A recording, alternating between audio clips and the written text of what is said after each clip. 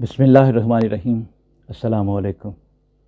مولانا طارق جمیل صاحب نے اپنی ایک تقریر کے دوران ایک فقرہ بولا کہ قیامت کے دن سب سے پہلے جن لوگوں کو جہنم میں ڈالا جائے گا، جن لوگوں کو بطور ایندھن استعمال کرتے ہوئے جہنم کی آگ بھڑکائی جائے گی، ان میں سب سے پہلا شخص شہید ہوگا، دوسرا عالم دین اور تیسرا سخی شخص۔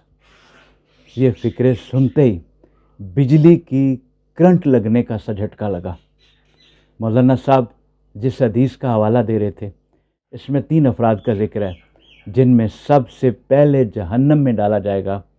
نبی کریم صلی اللہ علیہ وسلم نے فرمایا، قیامت کے دن سب سے پہلے جن 3 لوگوں کا حساب لیا جائے گا، ان میں پہلے نمبر پہ شہید ہوگا، جس نے اللہ کے راستے میں جنگ کی اور شہید ہوا، مگر اس نے ریاکاری کی تاکہ لوگ کہیں کہ یہ بڑا بہادر ہے۔ نمبر 2 عالم دین، قاری قرآن، جس نے علم حاصل کیا، قرآن پڑھا، مگر اس لیے کہ لوگ کہیں کہ یہ عالم ہے، قاری ہے۔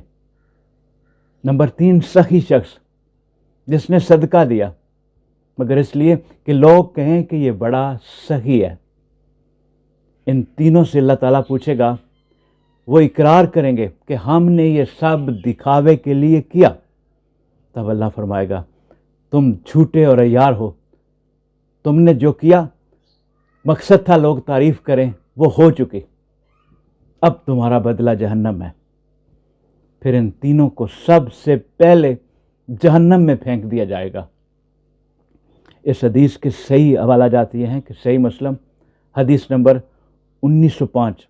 اس سے بڑی وارننگ اور کیا ہو سکتی ہے ان لوگوں کے لیے جو کسی کی مدد کر رہے ہوتے ہیں اور ساتھ میں تصویریں بنا رہے ہوتے ہیں، اور ان تصاویر کو سوشل میڈیا پر لوڈ کیا جاتا ہے اور امداد لینے والے کو معاشرے میں ذلیل و رسوا کر دیا جاتا ہے۔ لوگو، اخلاص کو اپناؤ، آپ کا ہر عمل خدا کی رضا کے لیے ہو، خدا کا آپ سے یہی تقاضا ہے۔